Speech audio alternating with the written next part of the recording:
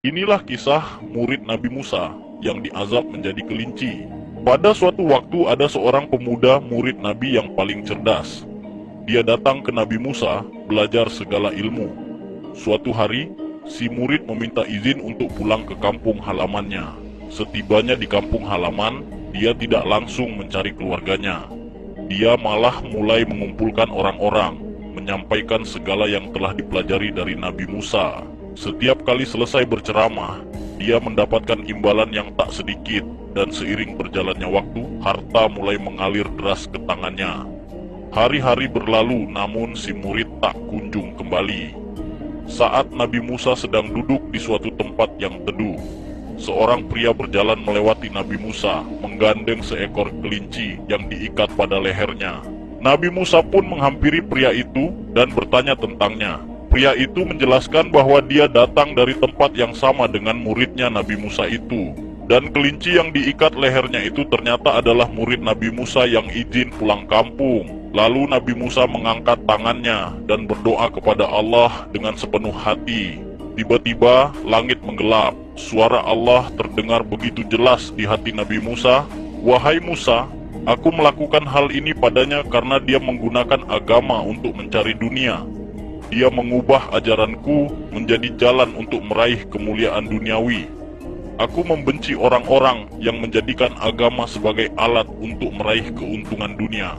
Agama bukan untuk dunia semata, tetapi untuk menggapai kehidupan yang lebih baik di dunia dan akhirat."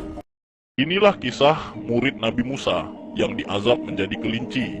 Pada suatu waktu ada seorang pemuda murid Nabi yang paling cerdas. Dia datang ke Nabi Musa belajar segala ilmu.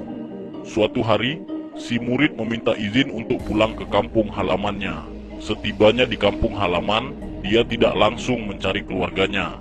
Dia malah mulai mengumpulkan orang-orang, menyampaikan segala yang telah dipelajari dari Nabi Musa. Setiap kali selesai berceramah, dia mendapatkan imbalan yang tak sedikit, dan seiring berjalannya waktu, harta mulai mengalir deras ke tangannya. Hari-hari berlalu, namun si murid tak kunjung kembali. Saat Nabi Musa sedang duduk di suatu tempat yang teduh, seorang pria berjalan melewati Nabi Musa, menggandeng seekor kelinci yang diikat pada lehernya.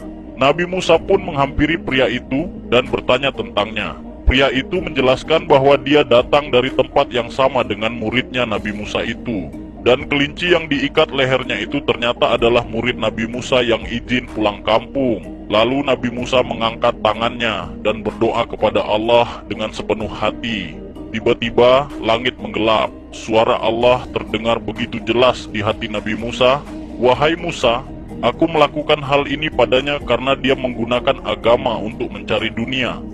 Dia mengubah ajaranku menjadi jalan untuk meraih kemuliaan duniawi. Aku membenci orang-orang yang menjadikan agama sebagai alat untuk meraih keuntungan dunia. Agama bukan untuk dunia semata, tetapi untuk menggapai kehidupan yang lebih baik di dunia dan akhirat."